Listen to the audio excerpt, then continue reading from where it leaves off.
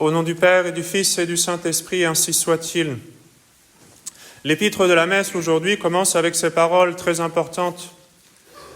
Je vous le dis, celui qui sème chichement moissonnera chichement, et celui qui sème abondamment moissonnera aussi abondamment. Que chacun donne selon qu'il l'a résolu dans son cœur, non avec tristesse ni par contrainte, car Dieu aime celui qui donne avec joie. Dieu aime celui qui donne avec joie. On comprend assez facilement pourquoi l'Église a choisi ce passage des épîtres de saint Paul pour la fête de Saint-Laurent. Cet extrait magnifique de la deuxième épître aux Corinthiens, que l'Église nous fait méditer, est une belle façon en effet d'exprimer la vie de Saint-Laurent, également sa mort, son glorieux martyre, et c'est pour nous une leçon importante. Donc, Dieu aime celui qui donne avec joie. Il y a peu de martyrs dont le nom soit aussi célèbre que celui de Saint-Laurent. Les plus illustres des pères de l'Église, surtout les pères latins, ont tous composé des homélies, des panégyriques en l'honneur de Saint-Laurent. Il est célébré par la liturgie à un rang assez spécial, puisque vous voyez, nous sommes dimanche et nous faisons la fête de Saint-Laurent. Et puis combien de villages, de villes ou d'églises portent le nom de Saint-Laurent. Pensez à Saint-Laurent-sur-Sèvre, par exemple, là où est enterré Saint-Louis-Marie Grignon de Montfort. Plus proche de nous, le Crouet était autrefois le prieuré de Saint-Laurent-des-Croix. Il y a toujours une fontaine en l'honneur de Saint-Laurent, là-bas au Crouet. Donc c'est un grand saint très honoré, très prié, dont l'intercession est très puissante. Saint-Laurent naquit en Espagne, mais nous n'avons pas beaucoup de détails sur ses premières années, rien de très certain. Il est venu à Rome jeune encore, et c'est là qu'il y fit son éducation, donc au milieu, disons, du IIIe siècle. Il était de grande vertu, donc il s'est fait remarquer assez vite, notamment par un certain Sixte, qui était à ce moment-là un diacre à Rome, et qui deviendra plus tard le souverain pontife Sixte II. Il mourra martyr, c'est un saint. Mais il était à ce moment-là archidiacre de Rome. Et donc ce saint, Sixte, a pris sous sa protection le jeune Laurent pour être son guide dans l'étude de la Sainte Écriture, pour le former également dans la vie spirituelle, dans la perfection chrétienne. Mais cet archidiacre Sixte donc a été élu pape en 257. Et une fois qu'il est devenu pape, il a voulu, pour prendre sa place, nul autre que son jeune disciple Laurent. Donc il l'a ordonné diacre à ce moment-là. Même s'il était encore très jeune, il a mis sur ses épaules cette grande responsabilité. Saint Laurent, en tant qu'archidiacre de Rome, devait superviser tous les autres diacres également, et devait s'occuper de tous les biens de l'Église. Il avait soin du trésor et des richesses de l'Église, il était chargé d'en distribuer les aumônes aux pauvres, on le connaît surtout pour cela. Et la charité de Saint Laurent donc se manifestait d'abord dans l'administration, la gestion du patrimoine de l'Église, des différentes églises de Rome, des biens temporels de l'Église. L'Église, bien sûr, avait un certain nombre de vases sacrés, de choses précieuses. Donc Saint Laurent veillait à ce que tout soit bien ordonné dans l'Église, et il supervisait notamment la distribution des aumônes aux pauvres. Il y avait beaucoup de pauvres qui vivaient aux dépens de l'Église. Et ainsi, donc, il contentait son cœur, sa joie était grande. Il était très fervent, il était très heureux de pratiquer ce ministère. Il pouvait donner, faire l'aumône, cela le réjouissait. Déjà, il pouvait accomplir cette parole de saint Paul, « Que chacun donne selon qu'il l'a résolu dans son cœur, non avec tristesse ni par contrainte, car Dieu aime celui qui donne avec joie. » C'était avec joie que saint Laurent pratiquait l'aumône. Non pas par contrainte, non pas par regret, mais avec joie. L'office du diacre, ce n'était pas uniquement, bien sûr, une question de gestion de patrimoine, loin de là. Le diacre peut prêcher, il peut distribuer certains sacrements, notamment la Sainte Eucharistie. Il assiste le prêtre ou même l'évêque à la Sainte Messe dans l'offrande du Saint-Sacrifice. Et donc l'archidiacre de Rome assistait directement le souverain pontife dans la célébration des mystères. C'était son bras droit, même sur le plan liturgique. Dans cet office, saint Laurent s'était montré irréprochable, accompagnant toujours son pontife, son évêque, qui était l'évêque de Rome, le pape Sixte II. et distribuant aux fidèles les biens les plus sacrés, plus importants encore que des biens matériels, la parole divine, l'Évangile, pour rassasier les intelligences, pour préparer les cœurs, pour ensuite leur donner quelque chose de plus grand encore, le baptême, et puis la Sainte Eucharistie. En ceci également, donc, il est juste de lui appliquer les paroles de saint Paul. Celui qui sème abondamment moissonnera aussi abondamment. Dieu aime celui qui donne avec joie. Donc cette joie à donner, cette joie à se sacrifier, à se dépenser sans retenue, sans réfléchir par un calcul humain, saint Laurent l'a pratiqué déjà dans sa vie. Et puis il l'a pratiqué aussi bien sûr dans son martyre. Donc peu de temps après être devenu l'archidiacre de Rome, l'empereur Valérien publia en 257 de nouveaux édits sanglants contre les chrétiens. Et pour dissiper le troupeau, pour décourager les plus faibles, il était décidé d'abord de s'attaquer aux pasteurs, à commencer par le souverain pontife. Donc il avait été ordonné de mettre à mort sans délai d'abord les évêques, ensuite les prêtres, puis les diacres. Donc le pape Saint Sixte II fut arrêté le 6 août 258, donc seulement il y a quelques jours. Et effectivement, il était commémoré ce jour-là, même si c'est la fête de la Transfiguration. Et tandis qu'on lui conduisait au supplice, son diacre, donc Laurent, son bras droit, qui l'assistait dans la gestion de l'Église, qui l'assistait également à la Sainte Messe, évidemment, là, il voyait partir son évêque. Il était très triste. Et surtout, il lui disait « Où allez-vous sans moi ? Où allez-vous, mon Père, sans votre Fils ? Où allez-vous, Saint Pontife, sans votre diacre ? Jamais vous n'offriez le sacrifice sans que je vous servisse à l'autel. En quoi ai-je eu le malheur de vous déplaire ? M'avez-vous trouvé infidèle à mon devoir ? Éprouvez-moi de nouveau et voyez si vous avez fait le choix d'un indigne ministre pour la dispensation du sang du Seigneur. » Donc il lui dit, en d'autres paroles, « Mais pourquoi est-ce que vous allez offrir le sacrifice sans moi ?» Il voulait l'accompagner, bien sûr, il manifeste son désir du martyr, mais il fait ce parallèle très important entre le sacrifice de l'autel et le sacrifice des martyrs. Pour lui, c'est la même chose. C'est-à-dire, si le pape va s'offrir en sacrifice, martyr, évidemment, il faut que je sois là, je suis son diacre. Alors, c'est en ces termes qu'il s'adresse à Sixte. C'est par nos sacrifices, en effet, que nous participons, que nous nous unissons au sacrifice de notre Seigneur. Ne l'oubliez jamais, quand vous venez à la messe, vous retirez des fruits du sacrifice du calvaire, du sacrifice qui est renouvelé sur l'autel, dans la mesure où vous-même êtes sacrifié. Alors si vous venez avec très peu de sacrifices, vous allez retirer très peu de fruits. Si vous venez par contre, vous-même, vous vous donnez corps et âme au bon Dieu, et vous faites beaucoup de sacrifices, alors vous allez retirer beaucoup de fruits du saint sacrifice de la messe. Vous bénéficiez de notre Seigneur sacrifié dans la mesure où vous-même êtes sacrifié. Ne l'oubliez jamais. Saint Laurent l'avait bien compris. Le saint pape Sixte II, touché de ce témoignage de tendresse, de compassion de la part de son diacre saint Laurent, le consola en lui disant « Je ne vous abandonne point, mon fils.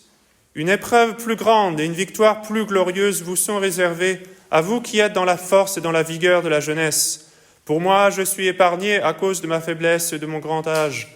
Vous me suivrez dans 3 jours. » Bon, épargné, ça voulait dire qu'on lui a coupé la tête assez rapidement. C'est ça que ça voulait dire. Il n'était pas vraiment épargné. Il a eu le martyre, mais il n'a pas eu tous les tourments auxquels sera soumis saint Laurent. Donc il prophétise à l'avance que lui, saint Laurent, son diacre, va effectivement participer à ce sacrifice, mais comme il est jeune, qu'il est zélé, son sacrifice sera plus long et plus glorieux.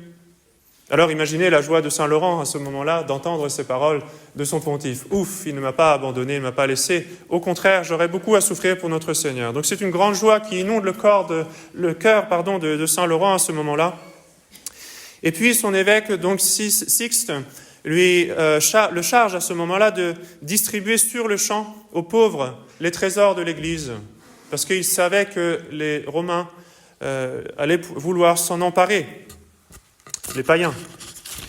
Donc à ce moment-là, saint Laurent recherche toutes les veuves, tous les orphelins, tous les pauvres qui étaient dans l'indigence, tous ceux qu'il secourait déjà habituellement, pour leur distribuer ce qui restait des biens de l'Église, de l'argent notamment qu'il avait entre les mains. Et effectivement, Sixte II avait raison. Entre-temps, le préfet de Rome avait décidé de s'accaparer les biens de l'Église, notamment tous les vases sacrés, tout ce qui était d'or et d'argent. Donc il fit appeler Saint Laurent, puisqu'on savait que c'était lui l'archidiacre, qui avait la garde des biens de l'Église, en lui demandant de lui donner tous ses biens. Donc lorsque Saint Laurent fut convoqué, le préfet de Rome lui parla de la sorte. « Vous vous plaignez souvent, vous autres chrétiens, que l'on vous traite avec rigueur, mais il ne s'agit point de torture présentement. » Ah, il sera gentil. « Je me contente de vous demander avec douceur ce que vous pouvez donner. Je sais que vos prêtres se servent de vases d'or pour faire des libations, qu'ils reçoivent le sang sacré dans des coupes d'argent, et que dans vos sacrifices nocturnes, vous allumez des flambeaux de cire que soutiennent des chandeliers d'or. Remettez-moi ces trésors que vous cachez. Le prince en a besoin pour réparer ses forces épuisées. » Autrement dit, l'empereur n'a plus d'argent. « On dit que, conformément à votre doctrine, vous devez rendre à César ce qui appartient à César. Certainement, votre Dieu ne bat point monnaie. Il n'a point apporté d'argent dans le monde. Il n'y est venu qu'avec des paroles. Donnez-moi donc votre argent et contentez-vous d'être riche en paroles. » Il se moque un petit peu de Saint Laurent. Saint Laurent, à ce moment-là, lui répond également avec finesse « À la vérité, l'Église est riche. Et l'empereur n'a point de trésor aussi précieux qu'elle. Je vous en ferai voir une bonne partie. Je vous demande seulement un peu de temps pour disposer et mettre tout en ordre. » Alors le préfet est tout content d'entendre cette réponse des lèvres de Saint Laurent. Évidemment, il n'a pas compris de quel trésor Saint Laurent voulait parler. Et donc, s'imaginant que Saint Laurent allait lui préparer effectivement des grandes richesses, il lui accorde le délai demandé, les 3 jours en question. Donc, pendant cet intervalle, Saint Laurent parcourt toute la ville de Rome, rassemble tous les pauvres, tous les mendiants, tous ceux qui étaient nourris continuellement par les aumônes de l'Église. Donc, le 3e jour, il avait rassemblé devant l'Église une grande troupe composée de vieillards, d'aveugles, de muets, d'estropiés, de lépreux, d'orphelins, de veuves et de vierges.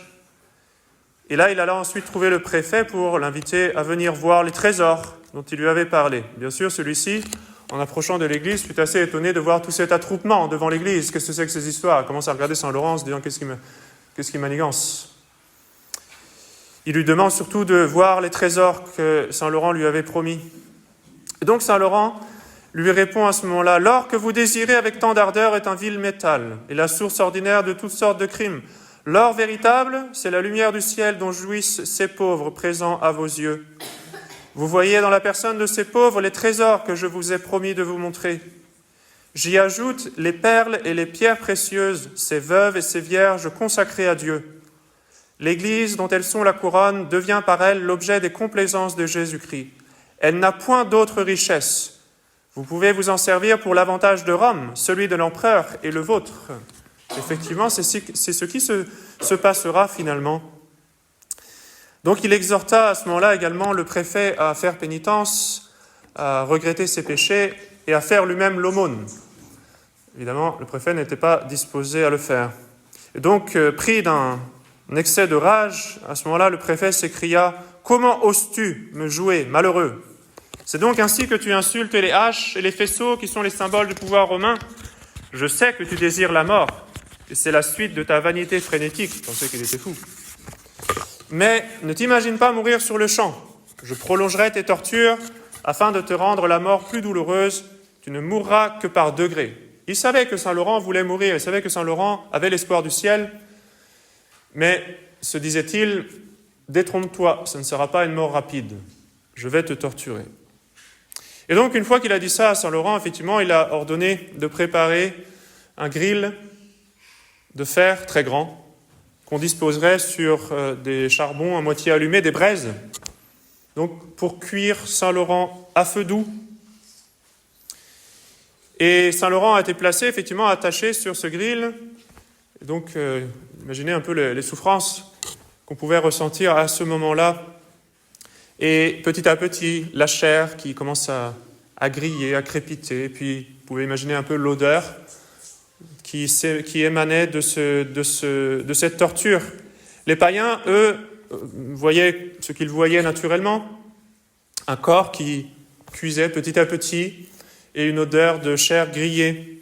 Mais les chrétiens nouvellement baptisés, qui avaient été assemblés par le préfet de Rome dans l'espoir de leur donner une leçon, de les faire apostasier, eux, au contraire, voyaient le visage rayonnant de Saint Laurent Et l'odeur qui émanait de cette grillade, en fait, était un parfum très délicieux, un parfum céleste. Donc à ce moment-là, tous ont été, au contraire, confortés dans leur foi et dans leur résolution à rester fidèles à notre Seigneur Jésus-Christ. Et quant à Saint Laurent, lui était tressaillant de joie dans ses tortures. Saint Augustin nous dit « Le martyr désirait si ardemment de posséder Jésus-Christ qu'il ne pensait point aux tourments que le persécuteur lui faisait souffrir. » Saint Ambroise fait la même observation en disant que tandis que les flammes matérielles agissaient sur son corps, le feu de l'amour divin qui brûlait son cœur avec beaucoup plus d'activité absorbait le sentiment des douleurs qu'il endurait. Bien sûr, Saint Laurent les sentait quand même, il en souffrait, mais tout était noyé dans cette consolation, dans cette joie de mourir pour notre Seigneur Jésus-Christ. Saint Ambroise nous dit, il regardait ses souffrances même comme un rafraîchissement et une consolation. Plus il souffrait, plus il était heureux. Il avait cette grande paix intérieure que rien ne pouvait altérer en effet. Et donc après avoir enduré longtemps l'horrible torture, puisqu'on le cuit à feu doux, souvenez-vous, ça prend du temps, au bout d'un moment, il s'adresse au bourreau, et notamment au préfet, en disant « Vous pouvez maintenant faire tourner mon corps, il est assez rôti de ce côté-là. »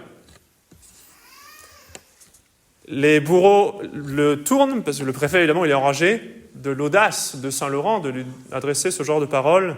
Et donc, il lui dit « Ah, bien sûr, on va le faire, tu vas voir si tu vas rigoler longtemps. » Donc, il fait tourner son corps. Donc, l'autre côté commence à griller. Et puis, après un certain temps, Saint Laurent rajoute au juge « Ma chair est présentement assez rôtie, vous pouvez en manger. » Et le préfet, bien sûr, était pris de rage. Il ne répondit que par des insultes. Et pendant ce temps-là, le saint martyr priait avec ferveur. Et notamment, il demandait à Dieu, avec larmes, la conversion de Rome. Donc il conjurait notre Seigneur Jésus-Christ de faire, par sa grâce, que cette ville qui avait soumis l'univers se soumit à son tour à l'Évangile, afin que l'Évangile puisse de là ensuite se répandre plus facilement dans tout l'Empire. Donc il demandait la conversion des Romains, de la capitale du monde, et il priait notamment en invoquant l'intercession de Saint Pierre et Saint Paul qui eux-mêmes avaient arrosé cette terre de leur sang. Sa prière terminée, il leva les yeux au ciel et remit son esprit à Dieu. Cette prière de Saint Laurent fut exaucée.